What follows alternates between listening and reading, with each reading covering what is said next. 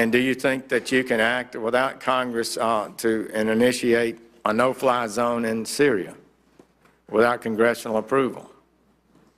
You know, again, our goal would be to seek international permission, and we would come to the Congress and inform you and determine how best to approach this, whether or not we would want to get permission from the Congress. I think those are issues we would have to discuss as we decide what to do here.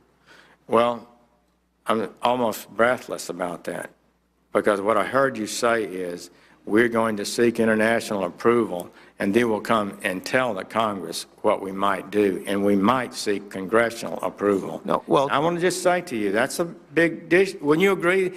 You've served in the Congress. Yeah.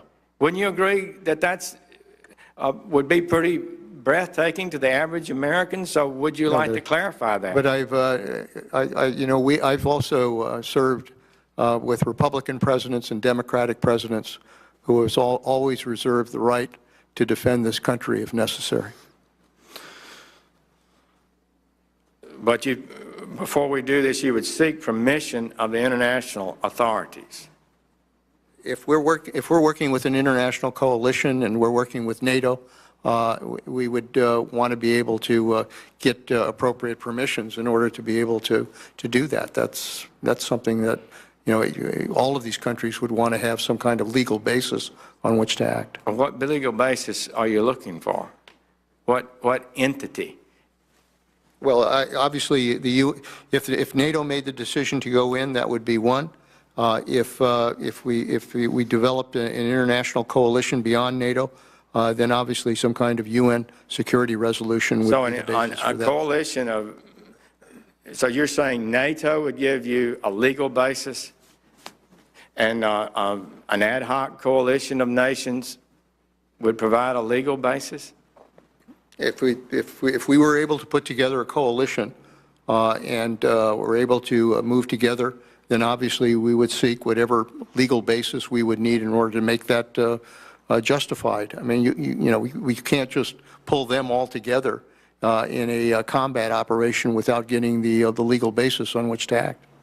Well, who are you asking for the legal basis from? If it's obviously, if the UN passed a security resolution as it did in Libya, we would do that.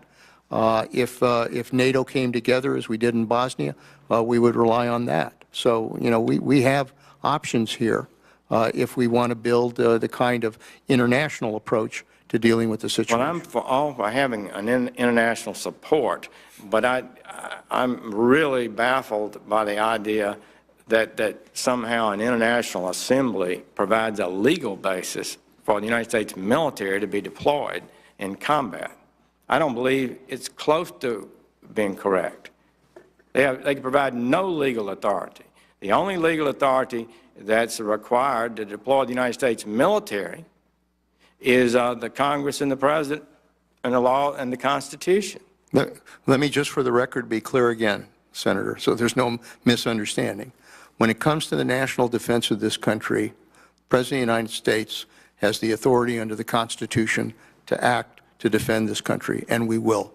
If it comes to an operation where we're trying to build a coalition of nations to work together to go in and operate as we did in Libya or Bosnia, or for that matter, Afghanistan, we want to do it with permissions either by NATO or by the international community.